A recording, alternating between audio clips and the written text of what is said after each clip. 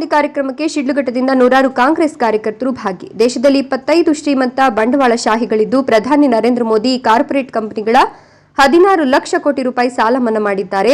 ನರೇಗಾ ಯೋಜನೆಯಡಿ 25 ವರ್ಷಗಳಲ್ಲಿ ಮಾಡಬಹುದಾದ ಕಾಮಗಾರಿಗಳಷ್ಟು ಹಣವನ್ನು ಈ ಶ್ರೀಮಂತರಿಗೆ ನೀಡಿದ್ದಾರೆ ಅಂತ ರಾಹುಲ್ ಗಾಂಧಿ ಆರೋಪಿಸಿದರು. ಕೋಲಾರ ಲೋಕಸಭಾ ಕ್ಷೇತ್ರದ ಮಾಲೂರು ಹೊಸಕೋಟೆ ರಸ್ತೆಯ ಚೊಕೊಂಡಹಳ್ಳಿ ಗೇಟ್ ಬಳಿ ಕಾಂಗ್ರೆಸ್ ಪಕ್ಷ ಹಮ್ಮಿಕೊಂಡಿದ್ದ ಪ್ರಜಾಧ್ವನಿ 2.0 ಸಮಾವೇಶದಲ್ಲಿ ಜನರನ್ನು ಉದ್ದೇಶಿಸಿ ಅವರು ಮಾತನಾಡಿದರು.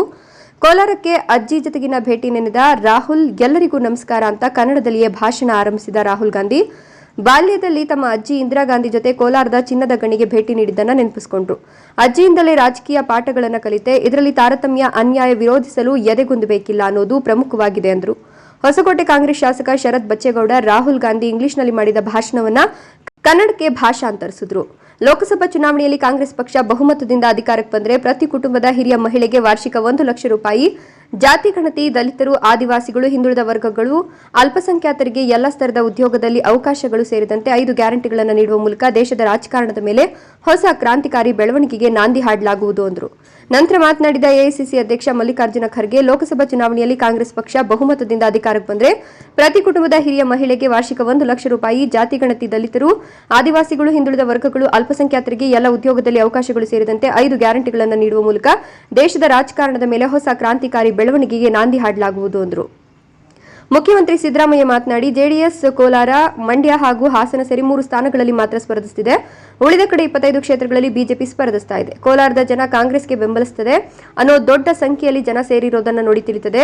ನಮ್ಮ ಕಾಂಗ್ರೆಸ್ ಅಭ್ಯರ್ಥಿ 100ಕ್ಕೆ 100 ಗೆಲ್ತಾರೆ ಎಂಬ ವಿಶ್ವಾಸ ನಮಗಿದೆ ಎಂದರು. ಕೆಪಿಸಿಸಿ ಅಧ್ಯಕ್ಷ ಡಿಕೆ ಶಿವಕುಮಾರ್ ಮಾತನಾಡಿ, ನಾವು ಉತ್ತಮವಾದ ಅಭ್ಯರ್ಥಿಯನ್ನು ಕೋಲಾರಕ್ಕೆ ನೀಡಿದ್ದೇವೆ. ಕೋಲಾರ ಕಾಂಗ್ರೆಸ್ ಪಕ್ಷದ ಭದ್ರಕೋಟೆ. 2 ಬಾರಿ ಮಾತ್ರ ಕಾಂಗ್ರೆಸ್ ಸೋತಿದೆ, ಆದರೆ ಈ ಬಾರಿ ಕೋಲಾರದಲ್ಲಿ ಕಾಂಗ್ರೆಸ್ ಗೆಲ್ಲಲಿದೆ. ಕುಮಾರಸ್ವಾಮಿ ನಮ್ಮ ಹೆಣ್ಣುಮಕ್ಕಳಿಗೆ ಅಗೌರವ ತೋರಿದ್ದಾರೆ, ಅವರಿಗೆ ನೀವೆಲ್ಲ ತಕ್ಕ ಪಾಠ ಕಲಿಸಬೇಕು ಅಂತ ಮನವಿ ಮಾಡುತ್ತೇನೆ ಎಂದರು. ಶಿಡ್ಲಘಟ್ಟದ ಕಾಂಗ್ರೆಸ್ ಮುಖಂಡ ರಾಜೀವ್ ಗೌಡ ಮಾತನಾಡಿ, ಮಾಲೂರಿನಲ್ಲಿ ನಡೆದ ರಾಹುಲ್ ಗಾಂಧಿ ಕಾರ್ಯಕ್ರಮಕ್ಕೆ ಶಿಡ್ಲಘಟ್ಟದಿಂದ ನೂರಾರು ಕಾರ್ಯಕರ್ತರು ಭಾಗವಹಿಸಿ ಕಾರ್ಯಕ್ರಮವನ್ನು ಯಶಸ್ವಿಗೊಳಿಸಿದ್ದಾರೆ. ಕೋಲಾರ ಮೀಸಲು ಕ್ಷೇತ್ರವು ಕಾಂಗ್ರೆಸ್ನ ಭದ್ರಕೋಟೆಯಾಗಿದ್ದು, ಈ ಬಾರಿ ಕಾಂಗ್ರೆಸ್ ಅಭ್ಯರ್ಥಿ ಗೌತಮ್ ಅವರು ಅತಿ ಹೆಚ್ಚಿನ ಮತಗಳ ಅಂತರದಿಂದ ವಿಜಯ ಸಾಧಿಸೋದು ಶತಸಿದ್ಧ ಅಂತ ಹೇಳಿದರು.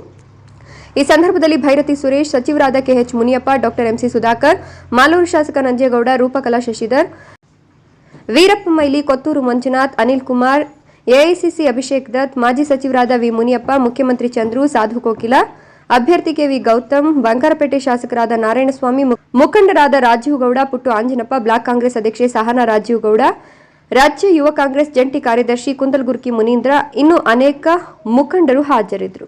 ವರದಿ ನಂದಿರಾಜೆ, Sidlaghatta.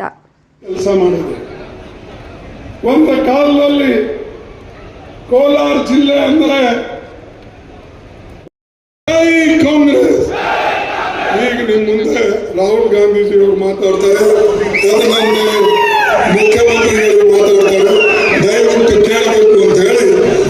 In India today is that 22 people have the same amount of money as 70 crore people. ಇವತ್ತು ಭಾರತ ದೇಶದ ಪರಿಸ್ಥಿತಿ ಯಾವ ತರ ಇದೆ ಅಂತಂದ್ರೆ 22 ಸಮಾನವಾದಂತ ಗೌರವ ಇದೆ. In India where everybody has respect. ಒಂದು ಭಾರತ ಎಲ್ಲಿ ಎಲ್ಲರೂ ಕೂಡ ಗೌರವದಿಂದ ಪ್ರೀತಿಯಿಂದ ಕಾಣುತ್ತದೆ. Not in India where 25 people own everything. ನಮಗೆ 25 ಜನ ಎಲ್ಲ ಭಾರತ ಸುರಕ್ಷಣೆಗೆ ಕೊತ್ತೂರು ಮಂಜುನಾಥ್ಗೆ ಕೆಎಚ್ ಮುನಿಯಪ್ಪಗೆ. ಇದು ಸಾಧಾರಣ ಚುನಾವಣೆ. ಪ್ರತಿ ಸಲ ಇಂಥ ಚುನಾವಣೆಗಳು ಬರ್ತವೆ ಹೋಗ್ತವೆ. ಅಂಥ ಮಹತ್ವ ಇದರಲ್ಲಿ ಏನಿದೆ ಅಂತ ಹೇಳಿ ಕೆಲವು ಜನ ಭಾವಿಸ್ಬೋದು. ಈ ಚುನಾವಣೆ ಮಹತ್ವ ನಾವು ತಿಳ್ಕೊಳ್ಬೇಕಾದ್ರೆ 2024ರಲ್ಲಿ ನಾವು ಸೇರಿ ಬಿಜೆಪಿಗೆ ಸೋಲಿಸಿದಾಗ ಮಾತ್ರ ಇದರ ಮಹತ್ವವನ್ನು ನಿಮಗೆ ಗೊತ್ತಾಗ್ತದೆ. ಮೋದಿ ಅವರು ಎಲ್ಲ ಕಡೆ ನಮ್ಮ ವಿರುದ್ಧ ಮಾತಾಡ್ತಾರೆ. ಮೊನ್ನೆ ಮೈಸೂರಿನಲ್ಲಿ ಹೋಗಿ ಮಾಡಿದ್ದು 30 ನಿಮಿಷ. 10 ನಿಮಿಷ ತನ್ನ ಕಾರ್ಯಕ್ರಮಗಳ ಬಗ್ಗೆ ತಾನು ಮಾಡಿದ್ರ ಬಗ್ಗೆ ಹೇಳಿದ್ರು. 20 ನಿಮಿಷ ಬರೀ ಅವರು ಕಾಂಗ್ರೆಸ್ಗೆ ಬೈದು. ಇದೇ ಮೋದಿ ಅವರ ಕೊಡುಗೆ. ಮೋದಿ ಅವರು ಈ ಕರ್ನಾಟಕ ರಾಜ್ಯಕ್ಕೆ ಏನು ಕೊಟ್ಟಿದ್ದಾರೆ ಅನ್ನೋದು ಮೊದಲು ಹೇಳಬೇಕು. ಯಾವುದೇ ಬಿಜೆಪಿ ಮುಖಂಡ ನಿಮ್ಮಲ್ಲಿ ಬಂದು ಮತ ಕೇಳಿದಾಗ ನೀವು ಸ್ಪಷ್ಟವಾಗಿ ಅವ್ರಿಗೆ ಕೇಳಬೇಕು, ಏನಪ್ಪ ನೀನು ನಮಗೆ ಡ್ರಾಟ್ನಲ್ಲಿ ಹೆಲ್ಪ್ ಮಾಡಿದ್ಯಾ, ಭೀಕರವಾದಂಥ ಬರಗಾಲ ಬಿದ್ದಿತ್ತು, ಎಷ್ಟು ಹಣ ನಮಗೆ ಕೊಟ್ಟಿದ್ದೆ ಅಥವಾ ಕೊಡಿಸಿದ್ದೆ, ಫ್ಲಡ್ ಬಂತು ಎಷ್ಟು ಹಣ ಕೊಡಿಸಿದ್ದೆ, ನಮ್ಮ ಪಾಲಕ್ಕೆ ಬರಬಹುದಂತ ಕೇಂದ್ರ ಸರ್ಕಾರದ ಹಣ ನಮಗೆ ಎಷ್ಟು ಕೊಟ್ಟಿದ್ದೆ, ನರೇಗಾದಲ್ಲಿ ಸಿಗಬೇಕಾದಂಥ ಹಣ ನೀವು ಎಷ್ಟು ಮಟ್ಟಿಗೆ ನಮಗೆ ತಲುಪಿಸಿದ್ದೀರಾ, ಇವು ಎಲ್ಲ ಅಂಕಿ ಅಂಶಗಳನ್ನು ನೀವು ಅವರನ್ನು ಕೇಳಬಹುದು. ಹೇಳಿದ್ದಾರೆ ಯಾವ ರೀತಿಯಾಗಿ ಕೇಂದ್ರದವರು ಮೋಸ ಮಾಡ್ತಾ ಇದ್ದಾರೆ, ಯಾವ ರೀತಿಯಾಗಿ ನಮಗೆ ಬರ್ತಕ್ಕಂಥ ಹಣ ಇವತ್ತು ಸಿಗ್ತಾ ಇಲ್ಲ. ಅದು ನಮ್ಮ ಬೈರೇಗೌಡರು ಕೂಡ, ಕೃಷ್ಣ ಬೈರೇಗೌಡರು ಅವರು ಸ್ಪಷ್ಟವಾಗಿ ನಮ್ಮ ಫೈನಾನ್ಸ್ ಮಿನಿಸ್ಟರ್ ನಿರ್ಮಲಾ ಕಾಂಗ್ರೆಸ್ ಪಕ್ಷದ ಸರ್ಕಾರದ ಸಹಕಾರ ಬೆಂಬಲದಿಂದ ನಿಮಗೆ ಇವತ್ತು ಸಾಕಷ್ಟು ನೀರು ಕೆರೆ ತುಂಬಲಕ್ಕೆ ಇವತ್ತು ಕೊಡ್ತಾ ಇದ್ದಾರೆ. ಈ ಕೆಲಸ ಬಿಜೆಪಿದವರು ಮಾಡಿದ್ದಾರ ಅಥವಾ ಮೋದಿ ಅವರು ಏನಾದರೂ ಸಹಾಯ ಮಾಡಿದಾರ? ಮೋದಿ ಅವರು ಯಾವಾಗಲೂ ಸುಳ್ಳು ಹೇಳ್ತಾರೆ. ಸುಳ್ಳು ಹೇಳೋದೇ ಅವ್ರ ಕಸುಬು. ಮತ್ತೆ ಪದೇ ಪದೇ ನಮಗೆ ಬೀಳ್ತಾರೆ. ಈಗ ಗ್ಯಾರಂಟಿ ಬೆನ್ನು ಹತ್ತಿದ್ದಾರೆ. ಮೋದಿ ಗ್ಯಾರಂಟಿ, ಮೋದಿ ಹೈ ತೋ ಮುಮ್ಕಿನ್ ಹೈ, ಇವೆಲ್ಲ ಹೇಳ್ತಾರೆ. ಅರೆ ಗ್ಯಾರಂಟಿ ಅನ್ನೋ ಶಬ್ದನೇ ನಮ್ಮಿಂದ ಕಳ್ತನ ಆಗೋಗಿದೆ. ಮೋದಿ ಅವರು ಕದ್ದಿದ್ದಾರೆ, ಅವ್ರ ಮೇಲೆ ಗ್ಯಾರಂಟಿ ಅಂತ ಇರಲೇ ಇಲ್ಲ. ಈ ಗ್ಯಾರಂಟಿ ಗ್ಯಾರಂಟಿ ಅಂತ. ಅರೆ 2014ರಲ್ಲಿ 15ರಲ್ಲಿ ಅವ್ರು ಏನು ಹೇಳಿದ್ರು, ಈ ದೇಶದಲ್ಲಿರ್ತಕ್ಕಂಥ ಎಲ್ಲ ಯುವಕರಿಗೆ ನಾನು ಎಂಪ್ಲಾಯ್ಮೆಂಟ್ ಕೊಡ್ತೇನೆ, ನೌಕರಿ ಕೊಡ್ತೇನೆ, ಪ್ರತಿ ವರ್ಷ 2,000 ನೌಕರಿ ಕೊಡ್ತೇನೆ ಅಂತ ಹೇಳಿದ್ರು. 2 ಕೋಟಿ ನೌಕರಿ ಕೊಡ್ತೀನಿ ಅಂತ ಹೇಳಿದ್ರು. 10 ವರ್ಷದಲ್ಲಿ 20 ಕೋಟಿ ನೌಕರಿಗಳು ಕೊಡಬೇಕಾಗಿತ್ತು. 20 ಕೋಟಿ ನೌಕರಿಗಳು ಕೊಟ್ಟಿದಾರ? ಅದಕ್ಕಾಗಿ ಮೋದಿ ಸುಳ್ಳಿನ ಸರ್ದಾರ. ನಾ ಯಾವಾಗಲೂ ಹೇಳ್ತೀನಿ, ಸುಳ್ಳಿನ ಸರ್ದಾರ. ಮತ್ತು ಅನೇಕ ಜನ ನಮ್ಗೆ ಹೇಳ್ತಾರೆ, ನೀವು ಮೋದಿ ಹೆಸರು ಯಾಕೆ ಕೊಡ್ತೀರಿ? ಅವರಿಗೆ ವೈಯಕ್ತಿಕವಾಗಿ ಹೇಳುತ್ತೆ. ನಾವೇನ್ ಮಾಡಬೇಕು? ಪ್ರತಿಯೊಂದು ಮಾತಿಗೆ ಮೋದಿ ತನ್ನ ಹೆಸರೇ ಹೇಳ್ಕೊಳ್ತಾನೆ. ಪ್ರತಿಯೊಂದು ಕಾರ್ಯಕ್ರಮಕ್ಕೆ ಇದು ಮೋದಿ ಗ್ಯಾರಂಟಿ, ಇದು ಮೋದಿ ಯೋಜನೆ, ಇದು ಮೋದಿ ಸ್ಕೀಮು. ಮತ್ತು ಮೋದಿ ಮೋದಿ ಅಂತ ಅವ್ರು ಹೇಳ್ಕೊಳ್ಳುವಾಗ ನಾವು ಯಾರಿಗೆ ಕ್ರಿಟಿಸೈಸ್ ಮಾಡಬೇಕು? ಅವ್ರ ಪಾರ್ಟಿ ಹೆಸರು ಹೇಳೋದಿಲ್ಲ. ಈಗ ನಾವು ಹೇಳ್ತೇವೆ ಕಾಂಗ್ರೆಸ್ ಪಾರ್ಟಿ ಕೆಲಸ ಮಾಡ್ತು, ಕಾಂಗ್ರೆಸ್ ಪಾರ್ಟಿ ನರೇಗಾ ಯೋಜನೆ ಮಾಡ್ತು, ಕಾಂಗ್ರೆಸ್ ಪಾರ್ಟಿ ಫುಡ್ ಸೆಕ್ಯೂರಿಟಿ ತಂತು, ಕಾಂಗ್ರೆಸ್ ಪಾರ್ಟಿ ಕಂಪಲ್ಸರಿ ಎಜುಕೇಶನ್ ತಂತು, ಕಾಂಗ್ರೆಸ್ ಪಾರ್ಟಿ RTA ಮಾಡ್ತು, Congress party rural health mission. ಇದು ನಾವು ಹೇಳ್ತೇವೆ. ಮೋದಿ ಏನು ಹೇಳ್ತಾನೆ? ಇದು ಮೋದಿ ಮಾಡ್ದ, ಇದು ಮಾಡಿದ್ದೇನೂ ಇಲ್ಲ, ಮುಂದೆ ಆಗೋದು Modi guarantee. B.K. Kumar ji, K.A. senior leaders of the Congress party, my beloved party workers, friends from the media, brothers and sisters, I'd like to welcome all of you here today. ವೇದಿಕೆ ನಮ್ಮ ಅರ್ಥವರಾದಂತ ಶ್ರೀಮತಿ ಇಂದಿರಾ ಗಾಂಧೀಜಿಯವರ ಜೊತೆ ಇದೇ And I remember going all the way down into the mine where it was very hot and meeting all the workers over there. ನನಗೆ ನೆನಪಿದೆ, ಗಣಿಯ ಸುರಂಗದ ಒಳಗಡೆ ಹೋಗಿ ಆ ಬಿಸಿಲಲ್ಲಿ ಅಲ್ಲಿರ್ತಕ್ಕಂಥ ಕಾರ್ಮಿಕರನ್ನ, ಅಲ್ಲಿ ಕೆಲಸ ಮಾಡ್ತಿರೋರ್ನ ನೋಡಿರ್ತಕ್ಕಂಥದ್ದು, ಮಾತಾಡಿರೋದು ನನಗೆ ನೆನಪಿದೆ. And I remember they had a gold brick over there that symbolized the wealth that Kolar gives to India. ಅಲ್ಲಿ ಕೆಳಗೋದಾಗ ಅಲ್ಲಿ ಚಿನ್ನದ ಒಂದು ಒಂದು ಇಟ್ಕೆನ ನಾನು ನೋಡಿದೆ. ಆ ಇಟ್ಕೆ ನೋಡಿದಾಗ ನನಗೆ ಗೊತ್ತಾಯ್ತು ಕೋಲಾರದಲ್ಲಿರ್ತಕ್ಕಂಥ ಸಂಪನ್ಮೂಲ ಬೆಲೆ ಆಸ್ತಿ ಆ ಕೋಲಾರದ ಗಣಿಯಲ್ಲಿದೆ ಅಂತ We ಹೇಳಿ. used to give it to gold and now we give it through hard work, agriculture.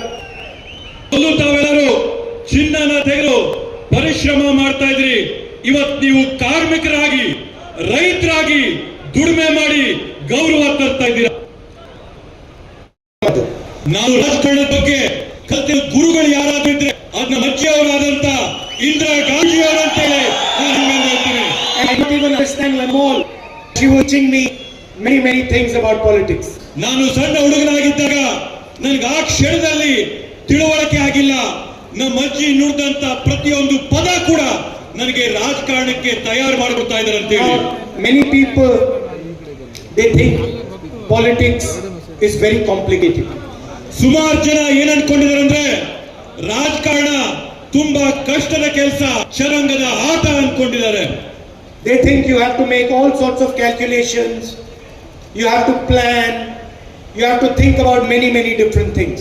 ಜನ ಏನ್ ಅನ್ಕೊಂಡಿದ್ದಾರೆ ಅಂದ್ರೆ ರಾಜಕಾರಣ ಮಾಡ್ಬೇಕಂತಂದ್ರೆ ಸಾಕಷ್ಟು ಲೆಕ್ಕಾಚಾರಗಳನ್ನ ಹಾಕ್ಬೇಕು, ಸಾಕಷ್ಟು ಪ್ಲಾನ್ಗಳನ್ನ ಹಾಕ್ಬೇಕು, ಬೇರೆ ಬೇರೆ ರೀತಿಯಲ್ಲಿ ಆಲೋಚನೆ ಮಾಡಬೇಕು ಅಂತ ಅನ್ಕೊಂಡಿದ್ದಾರೆ.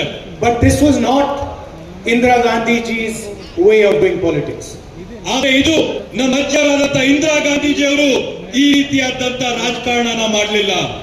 In all her lessons that she taught me, every single lesson, there was actually only one lesson. ಒಂದು ಅಂಶನ ನನಗೆ ಹೇಳಿದ್ರು, And that lesson, you can understand everything you want to understand about politics. ಆ ಒಂದು ಪಾಠದಿಂದ, ಆ ಒಂದು ಮಾತಿಂದ ರಾಜಕಾರಣದ ಬಗ್ಗೆ ಪೂರ್ತಿ ನಾವು ಅರ್ಥ ಮಾಡ್ಕೋಬಹುದು. She said once to me, Rahul, the leader only has one job.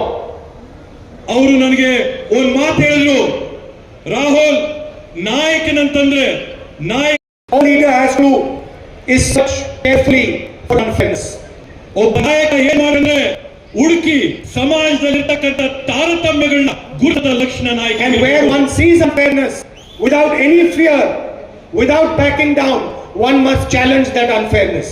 ಒಬ್ಬ ನಾಯಕನಿಗೆ ಸಮಾಜದಲ್ಲಿ ತಾರತಮ್ಯ ಕಾಣಿಸಿದಾಗ ಹೆಜ್ಜೆ ಹಿಂದೆ ಇಡದೆ, ಎದೆ ಕುಂದದೆ ಆ ಒಂದು ತಾರತಮ್ಯನ ನಿರ್ಮೂಲ ಮಾಡೋ ಕೆಲಸನ ನಾಯಕರು ಮಾಡಬೇಕಾಗ್ತದೆ. In every single lesson she ever taught me, this was the crux. ಅವರು ಹೇಳ್ಕೊಟ್ಟಂತ ಹಲವಾರು ಪಾಠಗಳಲ್ಲಿ ಇದೇ ಅತ್ಯಂತ ಮುಖ್ಯವಾದಂತ ಪಾಠ. If you challenge unfairness, you will get hurt, you will get abused, you will get attacked. ನೀವು ಈ ತಾರತಮ್ಯಗಳನ್ನ ಪ್ರಶ್ನೆ ಮಾಡಿದಂತ ಸಂದರ್ಭದಲ್ಲಿ, ಸಮಾಜದಲ್ಲಿರ್ತಕ್ಕಂಥ ಒಡಕುಗಳನ್ನ ಪ್ರಶ್ನೆ ಮಾಡಿದಾಗ ನಿಮ್ಮ ಮೇಲೆ ಹಲ್ಲೆ ಆಗುತ್ತೆ, ನಿಮ್ಮನ್ನು ಪ್ರಶ್ನೆ ಮಾಡ್ತಾರೆ, ನಿಮ್ಮನ್ನು ಹೀಯಾಳಿಸ್ತಾರೆ. The more abuse you are getting, the more attacks that are coming on you, the better you are doing your job. ನಿಮ್ಮ ಮೇಲೆ ಎಷ್ಟು ಆಗುತ್ತೆ, ನಿಮ್ಮ ಜನ ಹೀಯಾಳಿಸ್ತಾರೆ, ಎಷ್ಟು ಅವಮಾನ ಮಾಡ್ತಾರೆ, ಅಷ್ಟೇ ಒಳ್ಳೆ ಕೆಲಸ ನೀವು ಮಾಡ್ತಾ ಇದ್ದೀರಂತ ಅದು ಸೂಚನೆ ಇಲ್ಲ. And your only duty is never get head, never down. ನಿಮ್ಮ ಒಂದೇ ಕರ್ತವ್ಯ ಎಂದಿಗೂ ಕೂಡ ಭಯ ಪಡಬಾರದು, ಎಂದಿಗೂ ಕೂಡ ಒಂದು ಹೆಜ್ಜೆ ಹಿಂದಿರಬಾರದು ಅಂತ ಒಂದು ಮಾತು. This is the only real lesson in politics and in life also. ಇದು ರಾಜಕಾರಣದಲ್ಲಿ ಆಗ್ಬೋದು, ಸರ್ವೇ ಸಾಮಾನ್ಯ ಇರ್ಬೋದು. ನಾವು ಅಳವಡಿಸಬೇಕಾದ್ದು ಒಂದು ಪಾಠ ಲಕ್ಷ ಕೋಟಿಯರೆ ಏನ್ ಯಾವ ಆಗುತ್ತೆ ಅಂತ ಹೇಳಿ. And the answer is very simple. The Prime Minister gave 22 people the amount of money that is required to run Manrega in India for 24 years. ಇದಕ್ಕಿರ್ತಕ್ಕಂಥ ಉತ್ತರ ಸರಳವಾದಂತ ಉತ್ತರ. ಪ್ರಧಾನಮಂತ್ರಿಗಳು ಕೇವಲ 22 ಜನಕ್ಕೆ 16 ಲಕ್ಷ ಕೋಟಿಗಳು ಕೊಟ್ಟು ನರೇಗಾ ಯೋಜನೆ ಅಡಿಯಲ್ಲಿ 25 ವರ್ಷ ನಾವೇನೇನು ಕಾಮಗಾರಿಗಳನ್ನ ಮಾಡಬಹುದು ಅದು 22 ಜನಕ್ಕೆ ಮಾತ್ರ ಕೊಟ್ಟಿದ್ದಾರೆ. You remember that when we were in power in Delhi, we did a farm loan waiver. And we forgave the bank loans of India's farmers. ನಮಗೆ ನೆನಪಿರಬಹುದು, ಕೇಂದ್ರದಲ್ಲಿ ನಮ್ಮ ಕಾಂಗ್ರೆಸ್ ಸರ್ಕಾರ ಇದ್ದಂತ ಸಂದರ್ಭದಲ್ಲಿ ರೈತರ ಸಾಲಗಳನ್ನ ಮನ್ನಾ ಮಾಡಿದಂತ ಸರ್ಕಾರ ನಮ್ಮ ಕಾಂಗ್ರೆಸ್ ಸರ್ಕಾರ ಅಂತ ನೆನಪಿದೆ. There are crores and crores of farmers in India. ಈ ದೇಶದಲ್ಲಿ ಕೋಟ್ಯಾಂತರ ರೈತರು ಇವತ್ತು ಬದುಕು ಮಾಡ್ತಾ ಇದ್ದಾರೆ. Now, if started day and we forgave the farmers' bank loans for the next 24 years, it would still not amount to the money that Narendra Modi has given 25 business people. ನಾವು ಇವತ್ತು ಈ ತಕ್ಷಣ ಪ್ರಾರಂಭ ಮಾಡಿ ರೈತರ ಸಾಲಗಳೆಲ್ಲ ಕೂಡ ಮನ್ನಾ ಮಾಡಿದ್ರೆ ಮುಂದೆ ಬರಂತ 24 ವರ್ಷ To every single farmer in India, ನೀವು ನಿಮ್ಮ 27 ಸ್ನೇಹಿತರಿಗೆ ಮಾಡಿರ್ತಕ್ಕಂತ ಒಂದು ಸಹಾಯ ಈ ದೇಶದಲ್ಲಿರ್ತಕ್ಕಂತ ಪ್ರತಿಯೊಬ್ಬ ರೈತರು ಕೂಡ ನೀವು ಮಾಡಿರ್ತಕ್ಕಂತ ಅನ್ಯಾಯ ಅವಮಾನ ಅಂತ ಈ ಸಂದರ್ಭದಲ್ಲಿ it is a crime against every farmer. The in India today is that 22 people have the same amount of money as 70 crore people. ಇವತ್ತು ಭಾರತ ದೇಶದ ಪರಿಸ್ಥಿತಿ ಯಾವ ತರ ಇದೆ ಅಂತಂದ್ರೆ 27 ವಿಶಾಲವಾದಂತ ದೊಡ್ಡ ದೊಡ್ಡ ಮಾಧ್ಯಮಗಳಿದ್ದಾರೆ. I took out a list of owners of media companies and of the top anchors in India. ಈ ಒಂದು ಮಾಧ್ಯಮಗಳ ನಂಬರ್ 1 ಅಲ್ಲಿರ್ತಕ್ಕಂಥ ಕಂಪನಿ ನಾನು ತೆಗೆದಿದ್ದೀನಿ. ಅಲ್ಲಿರ್ತಕ್ಕಂಥ ಆಂಕರ್ಗಳ ಹೆಸರನ್ನ ನಾನು They create public opinion. ಒಂದು ಸಾರ್ವಜನಿಕರನ್ನ ನೀವು ಕೇಳಿ ಅವರು ಸಾರ್ವಜನಿಕ ಅಭಿಪ್ರಾಯನ List of the top 100 companies in India. ನಾನು ಈ ಭಾರತ ದೇಶದಲ್ಲಿರ್ತಕ್ಕಂಥ ಪ್ರಮುಖವಾದಂತ 200 ಉದ್ಯಮಿಗಳ ಪಟ್ಟಿನ ನಾನು ತೆಗೆದುಕೊಡ್ತೀನಿ, including those 22 people. ಆ 27 ಜನರ ಬಗ್ಗೆ ನಾನು ಏನ್ ಮಾತಾಡಿದೆ ಆ 20 ಜನರನ್ನ ಸೇರಿ I got a list of the senior management of these companies. ಈ ಎಲ್ಲ ಉದ್ಯಮಿಗಳ ಮೇಲ್ವರ್ಗದ ಅಧಿಕಾರಿಗಳ ಪಟ್ಟಿನ ನಾನು ತೆಗೆದು ನೋಡಿದೆ. And then I looked at them and I found to my shock that it is not a single backward caste person who owns these companies. There is not a single Dalit, not a single Adivasi. None of them are owned by 90% of India. ಈ ದೊಡ್ಡ ಉದ್ಯಮಿಗಳು ದೊಡ್ಡ ಕಾರ್ಖಾನೆಗಳ ಪಟ್ಟಿ ನಾನು ತೆಗೆದು ನೋಡಿದಂತ ಸಂದರ್ಭದಲ್ಲಿ ಆ ಉದ್ಯಮಿಗಳ ಕಾರ್ಖಾನೆಗಳಲ್ಲಿ ಒಬ್ಬ ದಲಿತರ ಮಾಲೀಕರಿಲ್ಲ, ಒಬ್ಬ ಹಿಂದುಳಿದ ವರ್ಗದವರಿಲ್ಲ, ಒಬ್ಬ ಪರಿಶಿಷ್ಟ ಪಂಗಡದವರಿಲ್ಲ, ಒಬ್ಬ ಬಡ ಕುಟುಂಬದಿಂದ ಬಂದಂತವರಿಲ್ಲ. I called some of them. I know them. I called them. I said, do you realize this? Do you realize that there are no Dalits, no OBCs in your management? They kept quiet. ಇವತ್ತು ನಾನು ಅವ್ರಿಗೆ ಚಿರಪರಿಚಿತನಾಗಿನಿ, ಅವ್ರಿಗೆ ನಾನು ಗೊತ್ತು. ಅವ್ರಿಗೆ ನಾನು ದೂರವಾಣಿಯಲ್ಲಿ ಕರೆ ಮಾಡಿ ಅವ್ರನ್ನ ನಾನು ಪ್ರಶ್ನೆ ಮಾಡಿದೆ, ನಿಮಗೆ ಗೊತ್ತಿದೆಯಾ ನಿಮ್ಮ ಉದ್ಯಮಿಗಳಲ್ಲಿ, ನಿಮ್ಮ ಕಂಪನಿಗಳಲ್ಲಿ ಮೇಲ್ವರ್ಗದ ಹುದ್ದೆಗಳಲ್ಲಿ ಯಾರು ದಲಿತರಿಲ್ಲ, ಹಿಂದುಳಿದ ವರ್ಗಗಳವ್ರು ಯಾರು ಇಲ್ಲ, ಪರಿಶಿಷ್ಟ ಪಂಗಡದವ್ರು ಯಾರು ಇಲ್ಲ, ಬಟ್ ಯಾರು ಇಲ್ಲ ಅಂತ ನಾನು ಅವ್ರನ್ನ ಪ್ರಶ್ನೆ ಮಾಡಿದೆ. So 90% of India is not represented in corporate India.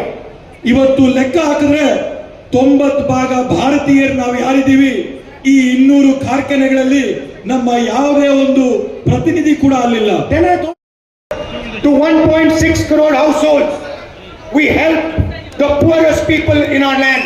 ನಾವು ಈ ರಾಜ್ಯದ 1,60,00,000 ಜನಕ್ಕೆ ಉಚಿತವಾಗಿ ವಿದ್ಯುತ್ ಕೊಟ್ಟಾಗ ಈ ರಾಜ್ಯದ ಜನಕ್ಕೆ ನಾವು ಸಹಾಯ ಮಾಡಿದಂಗಾಗುತ್ತೆ. When we give 10 kgs of rice to 1.18 crore families, we build this nation. ನಾವು ಈ ರಾಜ್ಯದ 1,18,00,000 ಕುಟುಂಬಗಳಿಗೆ ಉಚಿತವಾಗಿ 10 kg ಅಕ್ಕಿ ಕೊಟ್ಟಾಗ ಈ ದೇಶನ ಕಟ್ಟಂತ ಕೆಲಸ ನಮ್ಮ ಪಕ್ಷ ಮಾಡುತ್ತೆ. How can people who are hungry build the nation? ಈ ದೇಶನ ಹೊಟ್ಟೆ ಹಸಿವಿರ್ತಕ್ಕಂಥ ಜನ ಈ ದೇಶನ ಕಟ್ಟಕ್ ಸಾಧ್ಯನಾ? When we give free bus tickets to our sisters and mothers in Karnataka, when we give 3,000 rupees a month to our unemployed graduates, we are doing fairness. We are creating fairness in India. ಇವತ್ತು ನಾವು ನಮ್ಮ ತಾಯಂದ್ರಿಗೆ, ಅಕ್ಕ ತಂಗಿಯಂದ್ರಿಗೆ ಶಕ್ತಿ ಯೋಜನೆ ಅಡಿಯಲ್ಲಿ ಬಸ್ಗಳಲ್ಲಿ ಪ್ರಯಾಣ ಮಾಡಕ್ ಅವಕಾಶ ಮಾಡಿಕೊಟ್ಟಾಗ, ನಮ್ಮ ಯುವಕರಿಗೆ ಯುವ ನಿಧಿ ಅಡಿಯಲ್ಲಿ 3,000 ರೂಪಾಯಿ ಕೊಟ್ಟಾಗ ನಾವು ಸಮಾಜದಲ್ಲಿ ನ್ಯಾಯ ಕೊಡಂತ ಕೆಲಸನ ಇವತ್ತು ನಾವು ಮಾಡ್ತಾ ಇದೀವಿ. And that is why we are committed to 5 guarantees when we win the election in Delhi. ಆದ್ರಿಂದ ನಾವು ಈ ಬಾರಿ ಕೇಂದ್ರದಲ್ಲಿ ಕಾಂಗ್ರೆಸ್ ಸರ್ಕಾರ ಅಧಿಕಾರಕ್ಕೆ ಬಂದಾಗ ನಾವು ಕೇಂದ್ರದಿಂದ ನಿಮ್ಗೆ 5 ಗ್ಯಾರಂಟಿ ಕೊಡ್ತೀವಿ. Because we cannot allow the type of unfairness that is taking place in India. ಯಾಕಂತಂದ್ರೆ ಇವತ್ತು ಈ ದೇಶದಲ್ಲಿರ್ತಕ್ಕಂಥ ತಾರತಮ್ಯ ಅನ್ಯಾಯಗಳನ್ನ ನಾವು ಈ ದೇಶದಲ್ಲಿ ಇರಕ್ಕೆ ಬಿಡಕ್ಕೆ ಸಾಧ್ಯವಿಲ್ಲ. This is an insult to every single Indian mother and father ಇದು ಈ ದೇಶದ ಪ್ರತಿಯೊಬ್ಬ ತಂದೆ ತಾಯಿಗೆ ಮಾಡಿದಂತ ಅವಮಾನ ಅಂತ ನಾವು who give their entire life for this country. ಈ ದೇಶಕ್ಕಾಗಿ ತಮ್ಮ ಜೀವನಗಳನ್ನ ಪ್ರಾಣಗಳನ್ನ ತ್ಯಾಗ So ಮಾಡಿದಂತವ್ರಿಗಾಗಿ for farmers, we are going to give them a guaranteed legal minimum support price for their product.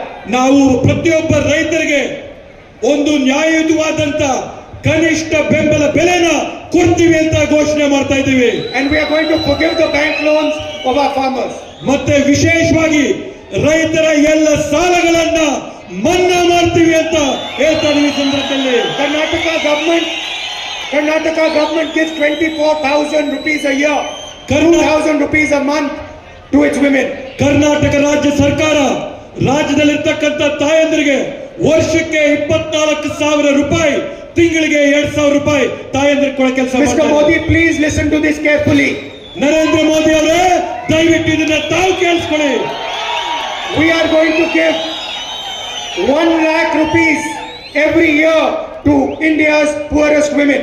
ನಾವು ಪ್ರತಿ ವರ್ಷ 1 ಲಕ್ಷ ರೂಪಾಯಿಗಳನ್ನ ಈ ದೇಶದ ಅತ್ಯಂತ ಬಡ ಮಹಿಳೆಯರಿಗೆ ಕೊಡುವಂತ ಕೆಲಸ ನಾವು ಮಾಡ್ತೀವಿ. If you can give millions and millions and millions of rupees to Mr. Adani, we can give millions and millions of rupees to India's poor women. ನೀವು ಕೋಟಿ ಕೋಟಿ ಕೋಟಿ ರೂಪಾಯಿಗಳನ್ನ ಅದಾನಿ ಅಂಬಾನಿಗೆ ಕೊಡಕ್ಕೆ ಸಾಧ್ಯ ಇದ್ರೆ ನಾವು ಕಾಂಗ್ರೆಸ್ ಪಕ್ಷದಿಂದ ಕೋಟಿ ಕೋಟಿ ರೂಪಾಯಿಗಳನ್ನ ಈ ದೇಶದ ಬಡ ಮಹಿಳೆಯರಿಗೆ ನಾವು ಕೊಡ್ತೀವಿ ಅಂತ ಹೇಳ್ತೀವಿ. One woman in every single poor family is going to get 8,500 rupees a month, 1 lakh rupees a year directly in her bank account.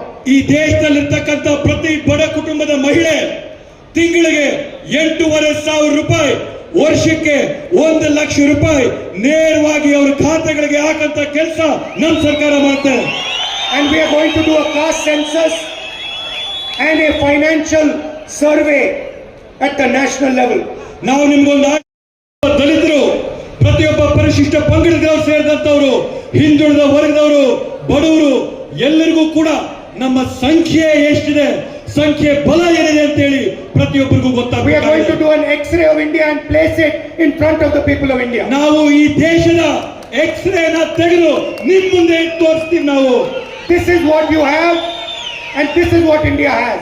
ಇದು ನಿಮ್ಮ ಸಂಖ್ಯೆ ಬಲ, ಇದು ಈ ದೇಶದಲ್ಲಿರ್ತಕ್ಕಂಥ ಬಲ ಅಂತ ನಾವು This is going to ತೋರಿಸ್ತೀವಿ. be a revolutionary step in Indian politics. ಇದು ಭಾರತ ದೇಶದ ರಾಜಕಾರಣದಲ್ಲಿ ಒಂದು ಕ್ರಾಂತಿಕಾರಿಯಾದಂತ ಹೆಜ್ಜೆ ನಾವು ಇಡ್ತಾ ಇದ್ದೀವಿ. And every time I mention the caste census, Narendra Modi goes quiet.